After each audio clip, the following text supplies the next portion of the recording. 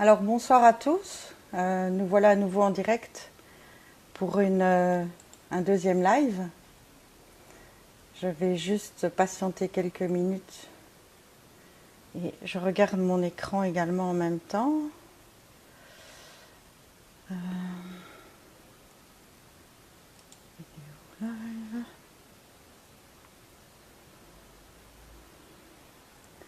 Voilà.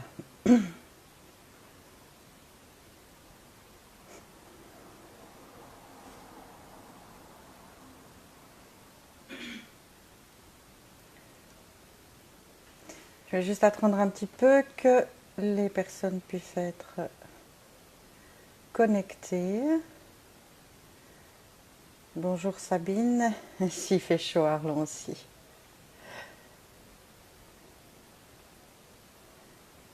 Voilà. Mais bon, on va pas se plaindre, hein, on a quand même un bel été. Donc prenons les choses du bon côté.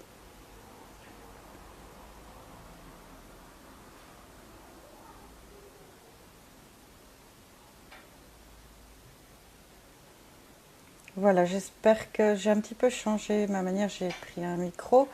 J'espère qu'au niveau son, c'est OK pour vous.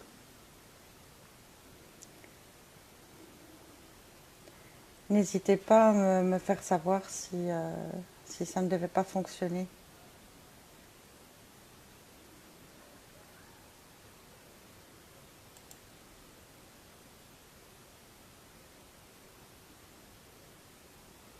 Oui, j'ai vu les infos, Sabine.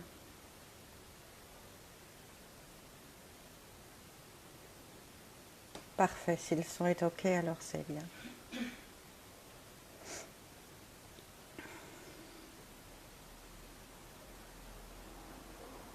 Salut Nat.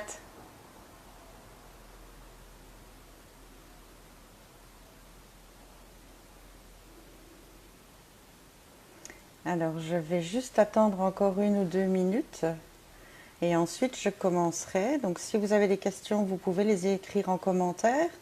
Et de mon côté, j'ai déjà quelques questions qui m'ont été posées également en message privé. Et donc, je commencerai par ça aussi. Bonsoir Valérie.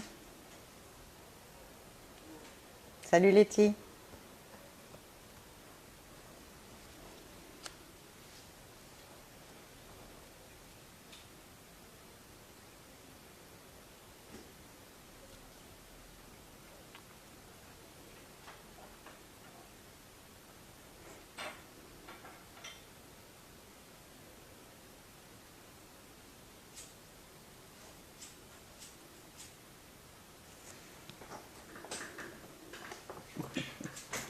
Merci Letty.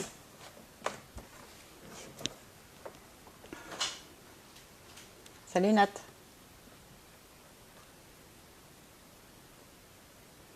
J'ai écouté les conseils de Gis pour le son. J'espère que ça va fonctionner. Voilà. Alors, voilà, maintenant il est 20h03, 4. Allez, on va dire qu'à 20h05, je vais commencer à répondre aux premières questions qui m'ont été posées en message privé.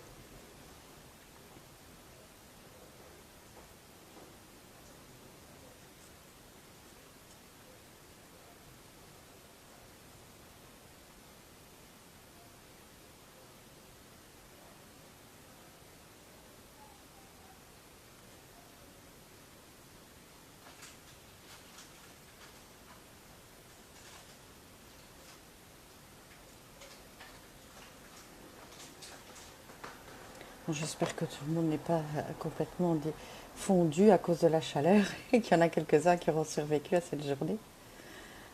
Euh,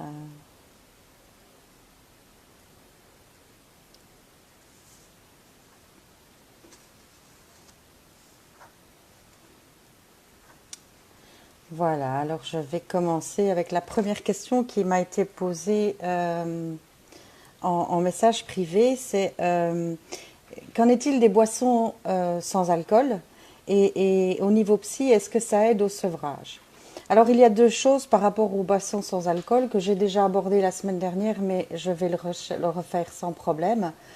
Euh, les boissons sans alcool sont à double tranchant et je pense que ça dépend vraiment de chacun.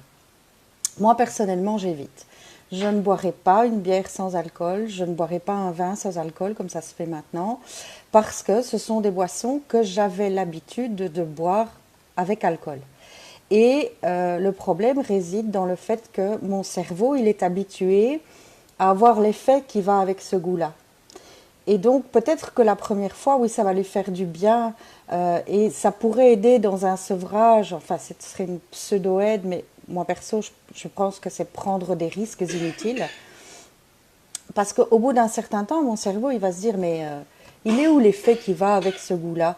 Euh, et donc, ça risque de provoquer des envies importantes qui peuvent être dangereuses pour des personnes en début d'abstinence, surtout durant la première année. Je veux dire, enfin, voire même plus. Moi, personnellement, je prends aucun risque.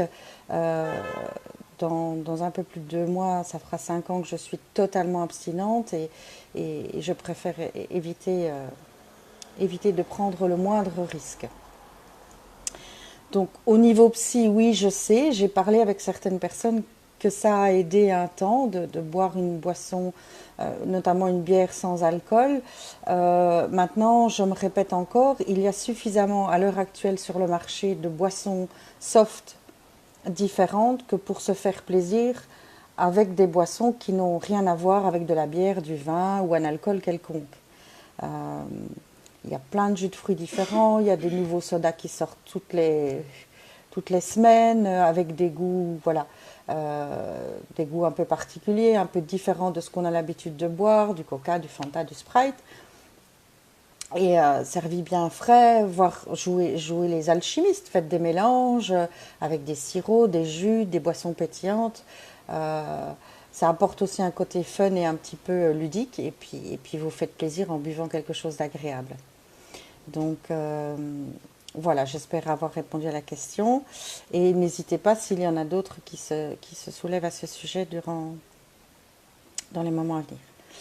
Une deuxième question, c'est le risque des femmes, au niveau des femmes enceintes et les conséquences sur le bébé. Alors ça, c'est une très bonne question et c'est un sujet qu'on n'aborde pas suffisamment. Et quand on est enceinte, la consommation d'alcool, c'est zéro. Du moment où vous apprenez que vous êtes enceinte ou si vous essayez d'être enceinte, si vous savez que vous avez des risques d'être enceinte, c'est zéro alcool. Zéro alcool pendant toute la grossesse et voir si vous allaitez également. C'est vraiment zéro alcool. Il y a eu une époque où on disait que oui, ben pendant le premier trimestre pas et après on pouvait, ou l'inverse, enfin, ça dépendait des... euh, Merci Aurélie. Ça dépendait des endroits, je vais dire, et des croyances surtout. À l'heure actuelle, des études ont été menées et il s'avère que la consommation d'alcool pendant qu'on est enceinte peut avoir des répercussions importantes sur le fœtus. Des malformations, un bébé trop petit. Certaines études disent que les becs de lièvre pourraient venir de ça. Et d'autres études tentent à montrer que certains enfants hyperactifs pourraient avoir... Enfin, la maman pourrait avoir consommé de l'alcool pendant sa grossesse. Euh, à l'heure actuelle, la médecine ne sait pas dire encore exactement à quel moment consommer de l'alcool enceinte endommage le fœtus. Donc, c'est tolérance zéro pendant toute la grossesse.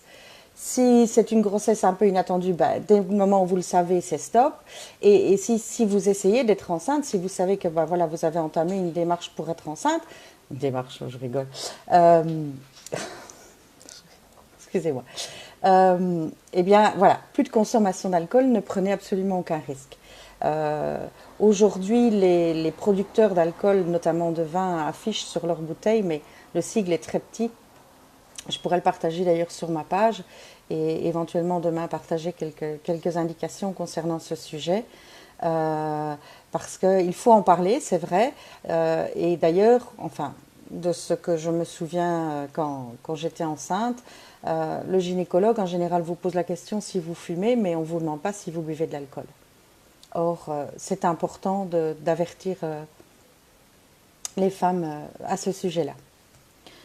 Voilà, j'espère avoir répondu à cette question. Alors, j'ai ici une question en direct. Valérie, comment faire en cas de craving? Alors, je vais commencer par expliquer pour ceux qui ne le savent pas ce qu'est qu'un craving. C'est une forte envie et quasi irrépressible, soudaine, de consommer de l'alcool. Eh bien, que faire en cas de craving? Et il y a une petite... Salut Patricia. Ce qui est très bien, c'est de préparer ces moments-là, en fait. Faites-vous une petite carte à faire en cas d'urgence. Hein, quelque chose que vous gardez sous la main, ou une petite feuille que vous collez sur le frigo ou sur le buffet. Première chose, c'est de vous poser. De vous poser et de prendre un grand verre d'eau, fraîche si possible. Pourquoi un grand verre d'eau et fraîche si possible? Un grand verre d'eau va déjà remplir votre estomac. L'estomac, lui, va envoyer une information à votre cerveau qu'il est rempli. Et donc, le cerveau va déjà diminuer cette envie puisqu'il n'y a plus rien qui peut passer. L'eau fraîche, la fraîcheur de l'eau va figer aussi votre estomac et va encore faire descendre cette possibilité d'ingérer du liquide.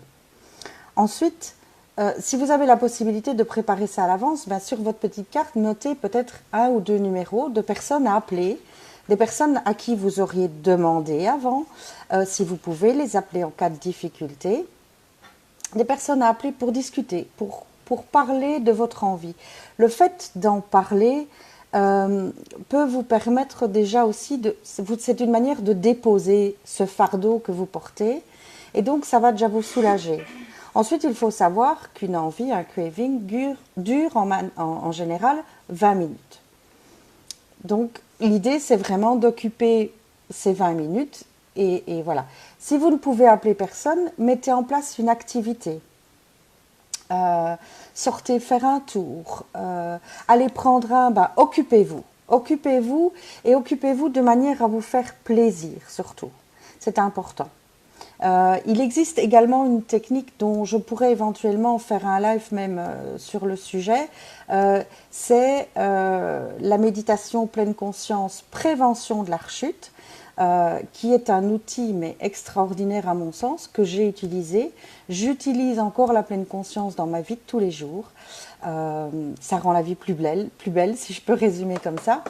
Et je projette d'ailleurs d'organiser un groupe, il y a un groupe qui est occupé à se monter ici sur Arlon, méditation pleine conscience, prévention de la rechute. Et si vous souhaitez avoir des détails sur ce groupe, eh bien, n'hésitez pas à m'envoyer un message privé. J'espère, Valérie, avoir répondu suffisamment à ta question. Voilà, que puis-je dire encore? Il faut savoir que des envies, en tout cas plus des cravings, mais des envies, les envies s'estompent au fil du temps.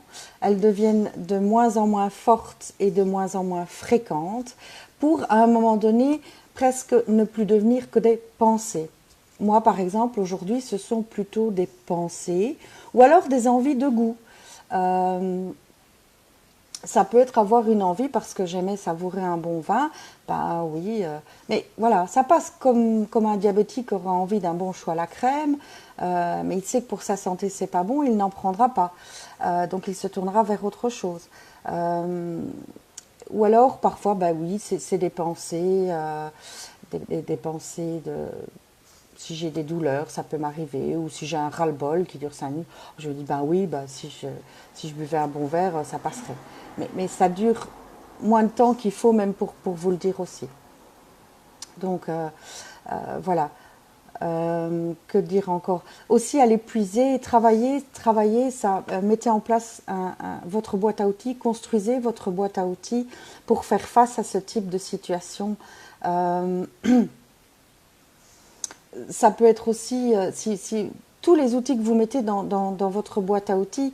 Et personnellement, par exemple, moi j'ai découvert la méditation aussi, des méditations guidées, et il m'arrive que si j'ai la possibilité, même au début de mon abstinence, c'est une chose à laquelle j'avais recours, aller faire une méditation, faire des mandalas, ce qui est quelque chose qui est très en vogue actuellement. C'est une forme de micro-méditation aussi. Et de toute façon, la méditation, de manière générale, a énormément de bienfaits sur l'être humain. Les scientifiques se sont même penchés là-dessus et ont étudié le cerveau d'un lama pendant quelques mois, un lama qui méditait. Et ça a vraiment des bénéfices autant physiques que psychologiques. Donc, si vous n'avez encore pas expérimenté, je vous invite à essayer. Vous trouvez bon nombre de méditations guidées sur YouTube. Et si vous ne savez pas choisir, si vous souhaitez recevoir des liens, vous pouvez aussi m'envoyer un message privé et je me ferai un plaisir de vous orienter via quelques liens. Je vois ici que nous avons... Alors,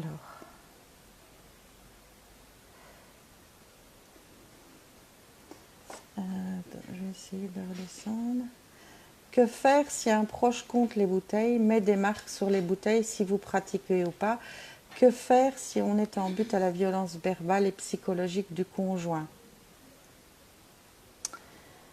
Oui, alors là,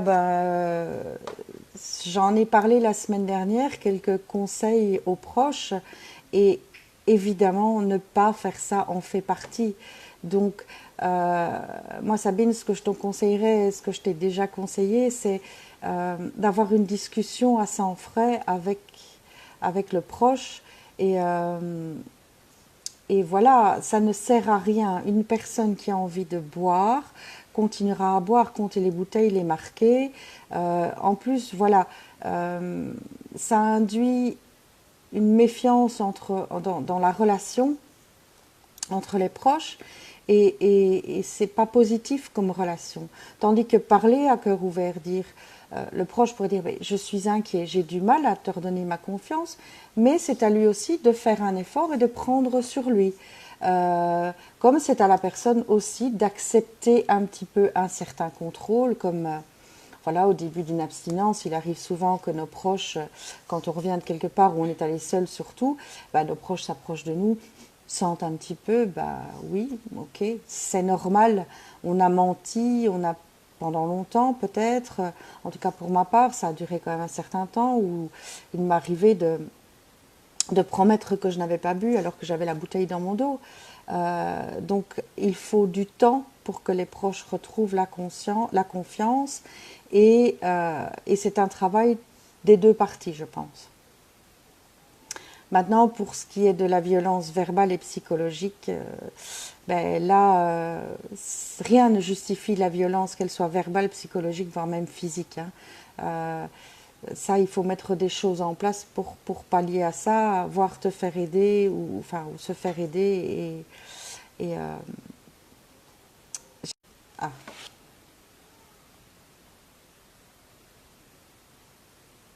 Bon. Alors, j'ai eu un message de non-connexion. Je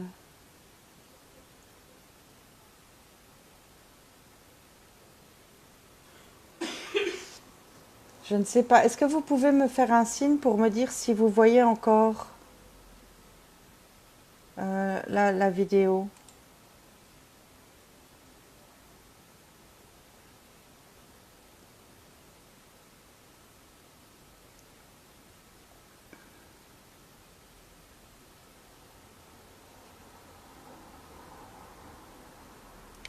Je ne vois plus rien.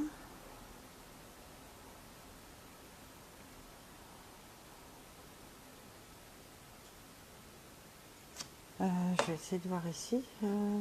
La confiance est longue à revenir. Oui, une thérapie pourrait aider ton conjoint, Sabine. Ah, ok, ok. Je sais pas ce que mon... Excusez-moi, j'ai eu un message que la connexion était coupée. Voilà. Je suis toujours là, donc c'est très bien. Alors, oui, la confiance est longue à revenir chez les proches et il faut du temps et des actes. Des paroles ne suffisent plus à un moment donné. Euh, il faut de la patience, du temps, des actes des deux côtés. Et je vous prie de me croire que quand les actes sont au rendez-vous, ça peut aller relativement vite. Cependant, il faut savoir que nous pouvons retrouver la confiance, mais nos proches resteront toujours inquiets. Et je pense qu'il faut faire une différence entre un manque de confiance et une inquiétude. Euh, Personnellement, donc je vais bien depuis plusieurs années. Il y a 2 ans, il est arrivé quelque chose d'assez dramatique dans ma famille. Moi, je n'ai pas pensé une seule seconde à boire. Par contre, ma sœur m'appelle voilà, le jour où ça s'est arrivé, ou peut-être le lendemain, je ne sais plus, et elle me demande Nat, ça va. Et quand ma sœur me dit bah, Nat, ça va, ça veut dire Nat, est-ce que tu as consommé ou est-ce que tu as envie, enfin, comment tu vas par rapport à l'alcool en tout cas. Et je lui dis bah, oui, je vais bien en fait, moi, j'y ai pas pensé. Donc moi, je n'y avais pas pensé, mais elle, et peut-être que mes autres proches autour qui ne l'ont pas dit, y ont pensé. C'est une expérience qui a déjà été témoignée par d'autres abstinents que je côtoie, notamment un monsieur qui disait, voilà, après 20 ans d'abstinence, sa femme est tombée assez gravement malade, ben, ses enfants ont eu peur qu'il se mette à reboire, alors que lui n'y a pas pensé une seule seconde. Tout ce qu'il a pensé, c'était soutenir sa femme et mettre tout en place pour continuer à être bien. Euh, voilà. Je regarde s'il y a une autre question en direct. Non. Donc, je vais passer à la question suivante que j'ai reçue en message privé. Par rapport à l'âge auquel on commence à boire ou auquel on devient alcoolique, il y a des différences dans les sevrages et les consommations par la suite, et les conséquences par la suite, pardon. Alors, un de mes fils est effectivement toujours inquiet malgré le fait que j'ai bientôt 9 ans d'abstinence. Que j'ai voulu boire car j'en avais tellement marre d'en avoir marre de boire que j'ai voulu me suicider. Oui, c'est souvent, enfin, il arrive fréquemment qu'on fasse une tentative de suicide parce qu'à un moment donné, on estime que c'est la seule porte de sortie pour échapper à cette prison qu'est l'alcool. Ça m'est arrivé également, c'est les 2 seules fois de ma vie où j'ai eu envie d'en finir parce que je ne trouvais pas la porte de sortie ni la clé qui allait m'ouvrir la porte. Euh, voilà. Je pense qu'il faudra peut-être que votre fils travaille un petit peu sur son inquiétude et voir s'il y a... Posez-lui la question s'il y a des choses que vous puissiez faire pour le rassurer plus. Et voyez ensemble comment vous pouvez arriver à aller mieux à ce niveau-là. Donc je reviens à ma question. Donc y a-t-il des différences en question de sevrage et de conséquences en fonction de l'âge à laquelle on a commencé à boire et auquel on est devenu alcoolique? Alors absolument pas. L'âge et le nombre d'années durant lesquelles on a bu n'ont rien à voir. C'est plutôt une question de personne, d'organisme. Certains, au bout de 2 ans, vont avoir un foie dans un état pas possible, voire même commencer à déclarer une cirrhose. D'autres, après 20 ans, n'auront rien du tout.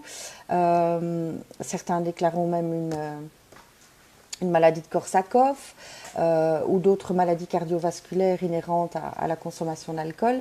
Mais on ne peut pas dire à l'avance, attention, si vous commencez à boire à 18 ans ou si vous buvez pendant autant d'années.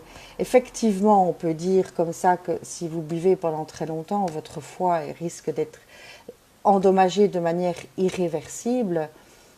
Mais ce n'est pas sûr en fait. Vous pouvez avoir un organisme très résistant. Cependant, voilà, il faut pas tenter le diable non plus. Moi, j'ai eu la chance de ne pas avoir de conséquences physiques. Mon foie a retrouvé, j'ai retrouvé un foie parfait et sans aucun problème. Ce n'est pas le cas de tout le monde, donc mesurez votre consommation d'alcool, suivez les normes OMS si vous n'avez pas de problème de dépendance et tout se passera très bien. Avec plaisir, Marie-Hélène. Voilà, je regarde si j'ai encore d'autres questions en direct. Excusez-moi, je jongle avec deux écrans, mais je ne pense pas. Donc, je vais passer à la question suivante via message privé.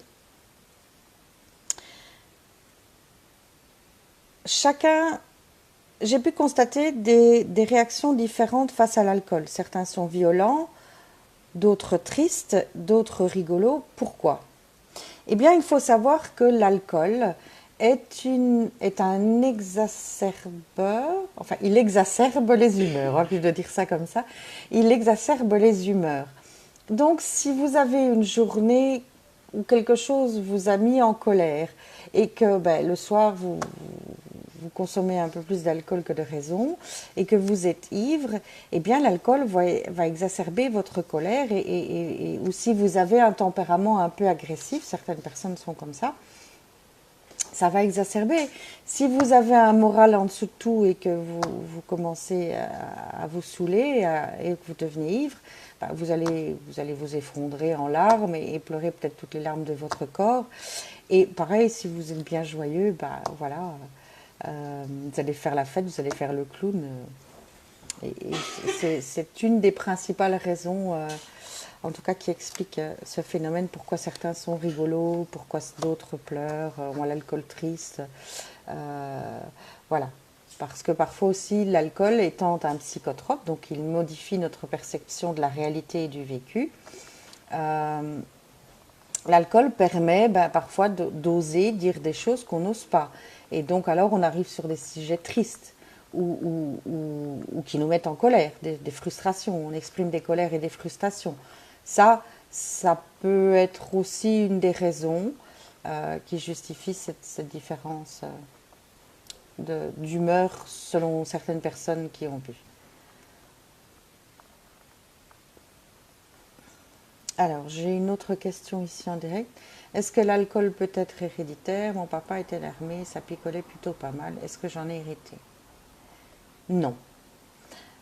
Euh, Aujourd'hui, la science n'a pas encore pu identifier véritablement de gènes qui diraient qu'on hérite de l'alcoolisme d'un de nos proches. Par contre, le milieu dans lequel vous êtes éduqué, l'environnement et la place que l'alcool a dans votre environnement est important. Il faut savoir, je le rappelle, que la maladie alcoolique est une maladie biopsychosociale. Donc bio, c'est voilà, votre corps, votre manière déjà de tolérer l'alcool. Il y a des personnes qui ne tolèrent pas du tout l'alcool, qui boivent un ou deux verres et qui se sentent mal. Ça, c'est parce que dans leur foie, c'est le foie qui métabolise l'alcool, dans leur foie, ils n'ont pas assez d'enzymes auxquelles on fait. Le foie fait appel pour métaboliser l'alcool. Et ce qui génère chez eux, je ne vais pas rentrer dans les détails, mais ce qui génère chez eux, les joues qui chauffent, les oreilles qui chauffent et un inconfort physique vraiment important. Il y a des personnes par contre qui ont beaucoup de ces enzymes et qui alors là ont un seuil de tolérance élevé et elles prennent des risques parce que pour arriver à un certain état d'ivresse, il faudra qu'elles consomment beaucoup et voilà. Ensuite, donc psycho, c'est votre vécu, votre histoire, vos blessures, blessures d'enfant, blessures d'adolescence, blessures de vie, blessures émotionnelles, voilà. Et sociale, c'est votre environnement. Voilà, l'influence, évidemment, dans notre Europe occidentale ici, l'alcool a une place assez importante. Hein. On ne voit plus faire la fête sans alcool. On voit de l'alcool partout, dans n'importe quel commerce. Et donc, c'est assez facile de tendre la main pour avoir une bouteille, pour se soulager de n'importe quel trouble. Et je vais dire que même si la médecine découvrait vraiment, pouvait identifier un gène que l'on pourrait estimer responsable de la dépendance alcoolique, il n'est quand même pas le seul responsable et et ce n'est pas pour ça qu'on aura gagné la bataille en identifiant simplement un gène et pour lequel on pourra trouver un remède. Alors, je continue. Chaque fois qu'il y a un fait divers dans le journal et à chaque coup que le suspect est soit sous influence de l'alcool, de drogue ou les deux. Souvent, en tout cas, oui, Sabine. Contente si j'ai pu te rassurer. Bonjour Florence. Bonjour Christophe.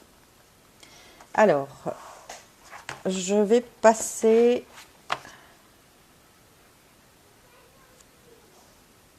à la question suivante.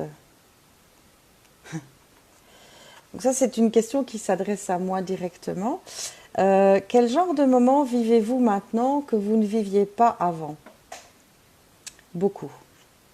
Des moments de bonheur intenses, suscités par des petites choses de la vie, pas besoin des grandes choses, mais je pense que même avant l'alcool, je n'avais pas ce regard-là sur la vie. Aujourd'hui, un lever de soleil ou un coucher de soleil peut m'émouvoir et me faire ressentir une grande émotion. Les moments partagés avec ceux que j'aime, ma fille, mes amis, je vis tout ça beaucoup plus pleinement, beaucoup plus réellement et en conscience. L'alcool m'a permis à un moment d'échapper à ma réalité et donc oui, ok, je fuyais les choses désagréables de ma vie, mais je fuyais les bonnes aussi, je ne me permettais pas de vivre les bonnes choses. Aujourd'hui, sans alcool, sans médicaments, sans rien, je vis des moments extraordinaires, entourée de ceux que j'aime, seule, enfin, je vois vraiment la vie d'une manière différente et pour ceux qui m'écoutent et qui se posent la question est-ce que je vais devenir abstinente ou abstinent, allez-y, foncez. Foncez, ça vaut le coup, la vie est vraiment plus belle, la vie est belle et quelque part, et ne prenez pas mal ce que je vais vous dire là, mais peut-être merci à cette expérience de l'alcool pour pouvoir vivre ce que je vis aujourd'hui. Peut-être qu'il m'a fallu passer par là pour vivre ça. En tout cas, moi j'en suis persuadée et je suis persuadée qu'aujourd'hui je suis également dans mon chemin de vie, c'est-à-dire avoir vécu cette expérience pour pouvoir aider les autres au mieux, pour pouvoir donner de l'espoir, encourager, soutenir, accompagner. Voilà, aujourd'hui en tout cas c'est la vie que je veux et ça aussi c'est un cadeau de la vie parce que je fais ce que j'aime, parce que j'aime les gens et voilà, je pourrais vous en raconter encore des mille et des cents, des bonnes raisons d'être abstinente et surtout une abstinence heureuse. Alors évidemment, j'étais pas comme ça dès la première année, hein. Il a fallu du temps, il a fallu un chemin de développement personnel. Mais c'est quoi le développement personnel? C'est une remise en question. Et ce développement personnel, je l'ai commencé lors de ma dernière cure où on se remet en question, on se pose les bonnes questions et pour arriver dans un premier temps à sortir de cette dépendance. Et après, j'ai continué ce chemin-là en me demandant mais qu'est-ce qui va me rendre heureuse? Comment faire pour être heureuse? Que puis-je mettre en place pour être heureuse? Quels sont les outils qui vont m'aider à vivre bien? Parce que c'est un changement de vie que j'ai mis en place. C'est pas seulement arrêter de boire, c'est un vrai changement de vie. C'est trouver les outils qui me rendent heureuse et les bonnes personnes aussi. Il y a des personnes que j'ai cessé de fréquenter. Il y a des nouvelles personnes qui sont arrivées dans ma vie. Et voilà. Les moments que je vis après n'ont pas de prix, après l'alcool j'entends, n'ont pas de prix. Voilà, j'espère avoir répondu à l'interpellation de la personne qui m'avait fait ce message en MP. Salut Christelle. Je regarde. Non, je n'ai pas d'autres questions en direct. N'hésitez pas si vous avez la moindre question. Si je n'ai pas la réponse, je vous le dirai. Et si je pense avoir la réponse, ben je répondrai. Donc, je passe à la question suivante qui m'a été posée encore en message privé. Qu'est-ce qui vous est beaucoup plus facile à vivre maintenant qu'avant? Et inversement, y a-t-il quelque chose de plus difficile à vivre maintenant?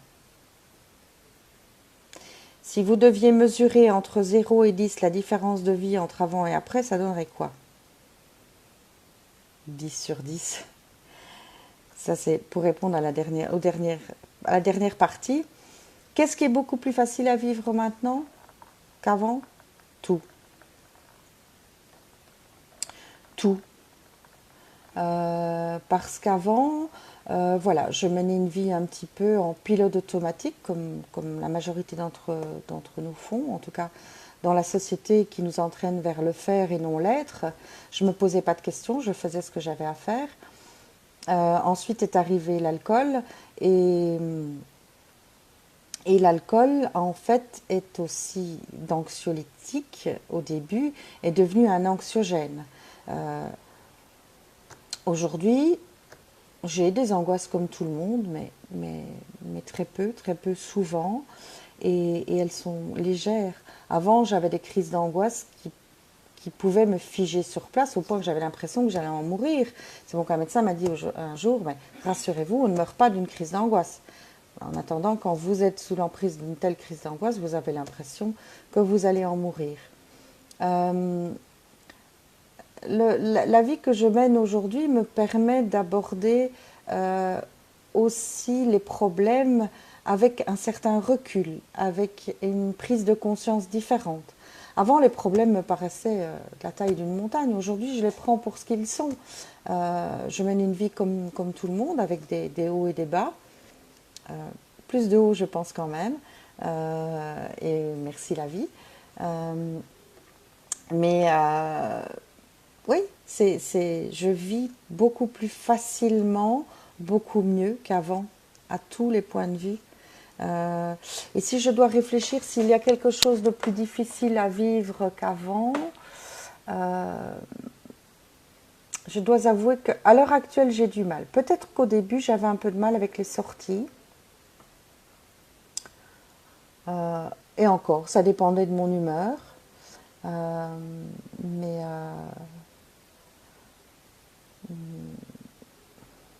non, je suis désolée, mais je ne vois pas de choses que je vis plus difficiles euh, qu'avant. Non. Alors, je vais regarder si... Ah oui, Valérie. Tu dis qu'il a fallu du temps. Combien de temps pour mettre ce changement de vie en place? Cela peut faire peur aussi. Alors, pour ceux qui me suivent ou mes amis qui me connaissent, il m'a fallu un certain temps pour arriver à sortir de la dépendance. Hein. Il m'a fallu à peu près 5 ans et très nombreuses cures, 18 au total,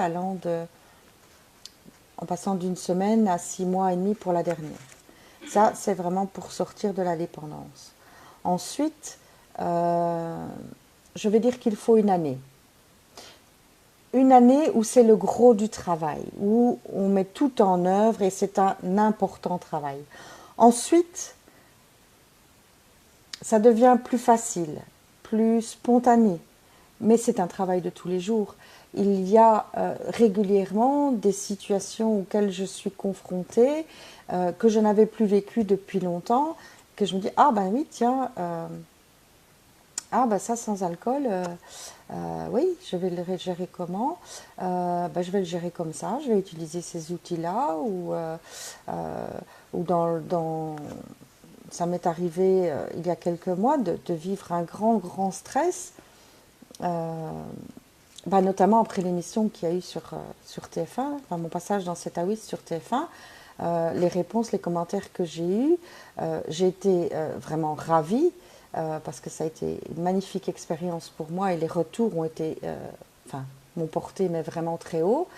Mais ça m'a donné le vertige et un gros stress. Et sur le coup, je me dis, ouh, ben, tu gères plus le stress comme avant. Et donc, j'ai utilisé certains des outils qui se trouvent dans ma boîte à outils. Sur le long du parcours, il y a des outils qui sont dans le fond de ma boîte et que je n'utilise plus, mais je les garde, on ne sait jamais, et ils vont peut-être revenir. Et il y en a d'autres que je rajoute, je crois que je rajoute régulièrement des nouveaux outils. Et puis je me nourris en permanence des bons moments que je vis. Ça vraiment, ça me permet de remonter mon moral au plus haut. Et je suis une vraie boulimique de beaux moments de la vie. Et ça fait du bien. Et ça aide. Mais voilà. La mise en place vraiment, je dirais donc pour répondre plus précisément à Valérie, quand on est sorti de la dépendance, je veux dire c'est 1 an, mais c'est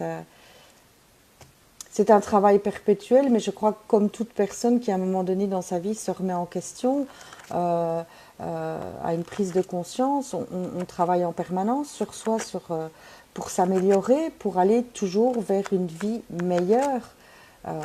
En tout cas, ça, pour rejoindre sa vérité personnelle et ce qui va se convenir à soi pour qu'on soit le mieux possible. Ce qui me convient, un outil qui va me convenir à moi personnellement, ne conviendra peut-être pas à une autre personne, et l'inverse est vrai aussi. Voilà, j'espère Valérie avoir pu répondre à ta question. Et ça peut sembler long quand on est au début de ce parcours, mais je promets que le temps passe tellement vite que après vous vous retournez en arrière et ça vaut tellement la peine que vous dites mais c'est quoi 6 mois, 1 an sur une vie, c'est rien du tout. Et ça vaut tellement le coup que faut foncer, faut pas hésiter une seule seconde. Sandrine, non Sandrine, pas grâce à moi, grâce à toi, c'est toi qui as fait le job. Ok. Voilà. Plus de commentaires. Je vois que j'ai un message dans la boîte de réception. Je vais aller regarder si c'est encore une question.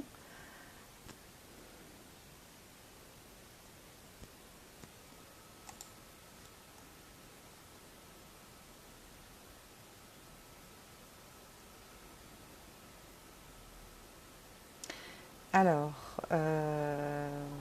Marie-Hélène, je connais les AA, j'ai tenté l'expérience qui, moi, personnellement, ne m'a pas convenu.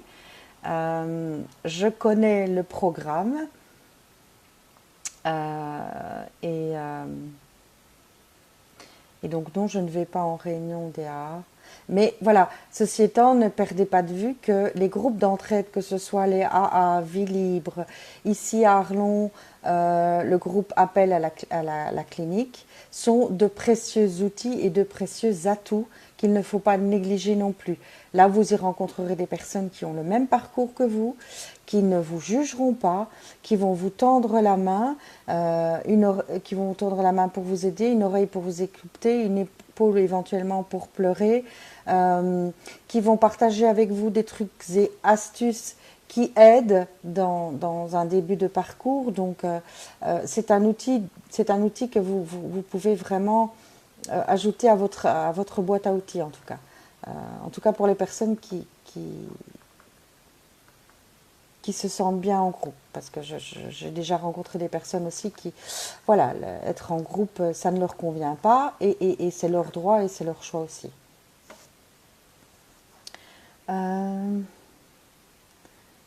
François, merci François, vous allez me faire rougir. Et vous n'allez quand même pas encore me faire pleurer comme la dernière fois non plus, hein.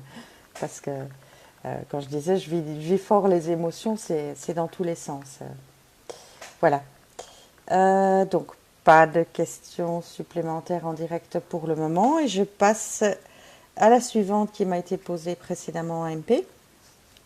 Lors d'une soirée avec des amis qui boivent un verre, comment le vivez-vous? Est-ce un moment difficile? Alors, il y a différentes étapes.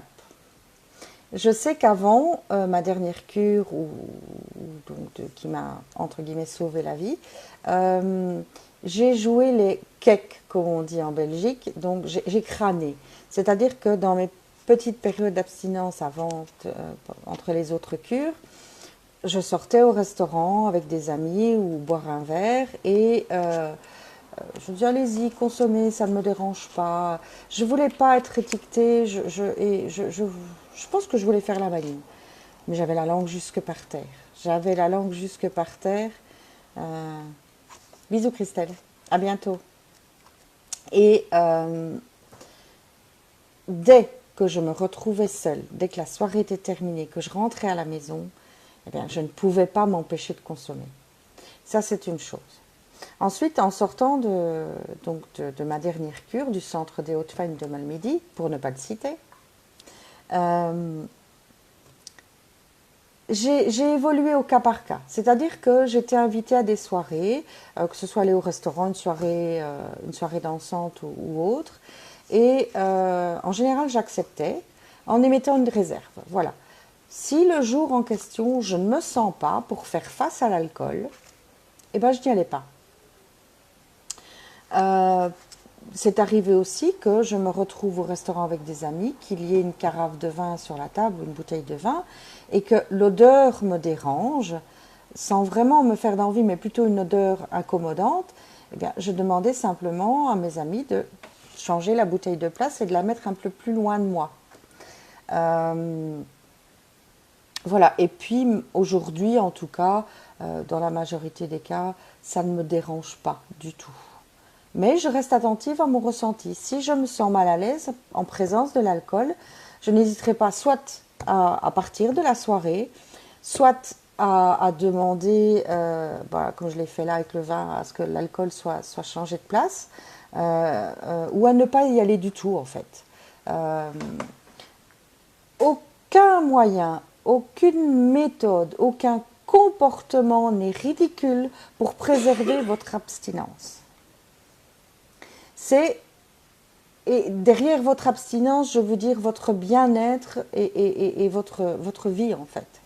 Euh, donc il n'y a pas de, de moyen idiot, il n'y a que le moyen qui vous convienne. Euh, voilà, je pense avoir répondu à cette question et je pense que la principale idée à retenir de cette question, c'est écoutez-vous. Si vous ne vous sentez pas à même de faire face à l'alcool le jour où votre sortie est prévue, eh bien, vous n'y allez pas tout simplement. Et si vous êtes sur place et que ça ne va pas, n'hésitez pas à partir ou à demander de l'aide aux personnes qui vous entourent. Euh, Préservez-vous un maximum, pensez à vous.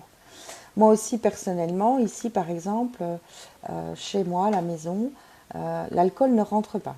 Je suis dans un appartement où je n'ai jamais consommé d'alcool et par principe, je me suis dit que l'alcool ne franchirait pas la porte de cet appartement. Donc je reçois, nous avons notamment fait la fête encore vendredi dernier pour les 18 ans de ma fille. Je pense qu'on s'est super bien amusé. Vous avez pu voir quelques photos sur ma page. Et, euh, et on a fait tout ça sans alcool. Donc voilà. Je regarde s'il y a d'autres questions en direct. Merci François, belle soirée à toi aussi.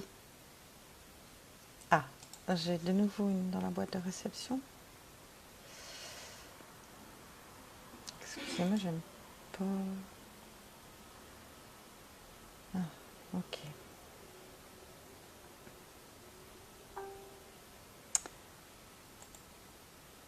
Bonjour Fabienne. Bonsoir Fabienne. Alors, je vais passer à la dernière question que j'ai reçue en message privé. Et n'hésitez pas encore pendant ce temps-là, si vous avez envie de voir un thème abordé sur cette maladie d'alcoolique, euh, n'hésitez pas à me le mettre en, en message, en commentaire, et je me ferai un plaisir d'aborder le sujet. Si jamais vous aviez une envie qui refait surface, avez-vous une phrase magique, une image, un souvenir ou un truc pour vite chasser ces idées? Ça revient un petit peu à la question à laquelle j'ai répondu concernant les cravings de Valérie tout à l'heure, mais je vais y revenir un petit peu. Parce que j'ai remarqué que très souvent, il y a un schéma qui se passe, qui est commun à beaucoup. C'est-à-dire qu'au début de mon abstinence, ce qui m'aidait à surmonter une envie, c'était de repenser à mon dernier sevrage. Mon dernier sevrage qui a été extrêmement pénible. Enfin, tous les sevrages à l'alcool, pour moi, étaient extrêmement pénibles. Je sais que pour certaines personnes, c'est un peu moins difficile. Mais en tout cas, pour moi, c'était extrêmement pénible. Et notamment le dernier, où j'ai été attachée pendant 3 jours et 3 nuits à mon lit, pieds, mains et torse, sans pouvoir bouger de mon lit pour quoi que ce soit. C'est une expérience que je ne souhaite à personne. Aujourd'hui, je peux y repenser sans plus aucune émotion et voilà, ça fait partie de mon expérience et de ma vie. Mais au début, c'est cette image-là qui m'aidait à dire non, ça, je ne veux plus jamais revivre de ma vie. Et donc, je vais passer au-dessus de cette envie. Bon, il n'y avait pas que ça. Ensuite, je continue à mettre en place ce que j'avais mis, mon petit plan d'urgence, boire un grand verre d'eau, appeler à l'aide si besoin, si c'était possible, ou avoir recours à un des outils que j'avais mis en place, ou encore expérimenter autre chose. Donc ça, c'est pour une image, pour un truc. Aujourd'hui, ce qui m'aide, enfin, dans les vraies envies qui datent déjà d'il y a un certain temps que j'ai eues, c'est de penser que non, je ne veux pas perdre la belle vie que j'ai maintenant, ou de penser à ma fille et au beau moment que je vis avec elle aujourd'hui, et à mes amis, et puis à toutes les personnes qui me suivent depuis que j'ai commencé mes témoignages publics. Sachez que c'est également une excellente barrière, un excellent garde-fou pour moi. Évidemment, je fais ça pour vous aider, mais tous les commentaires, tous les retours que j'ai face à ces témoignages sont des garde-fous pour moi.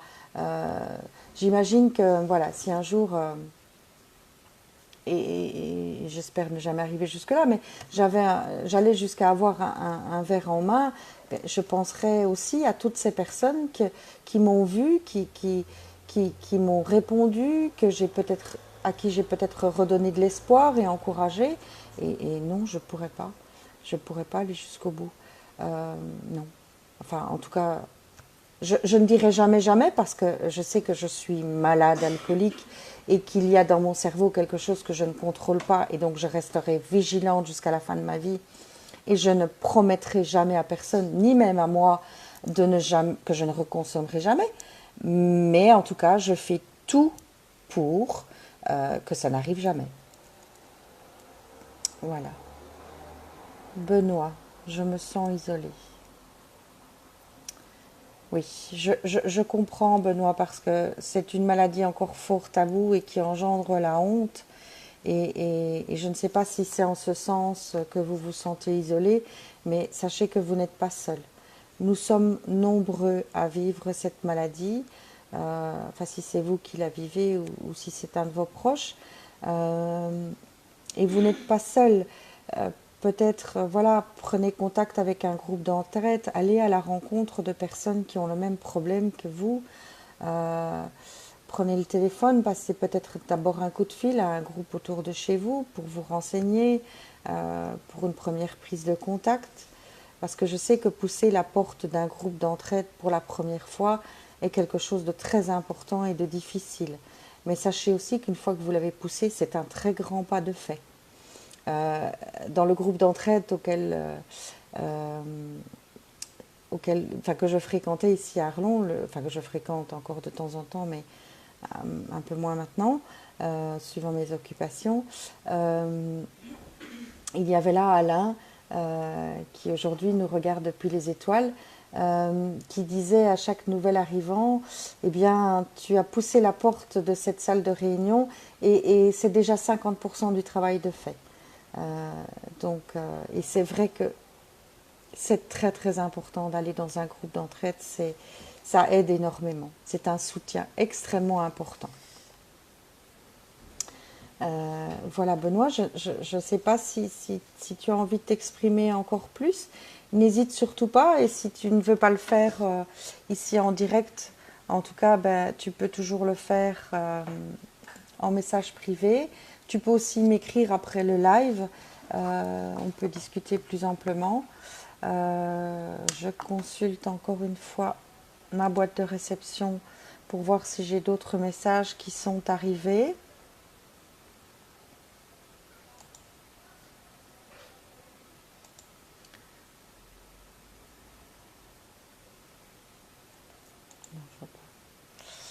Non. Eh bien, écoutez, je pense qu'on va alors en rester là pour aujourd'hui.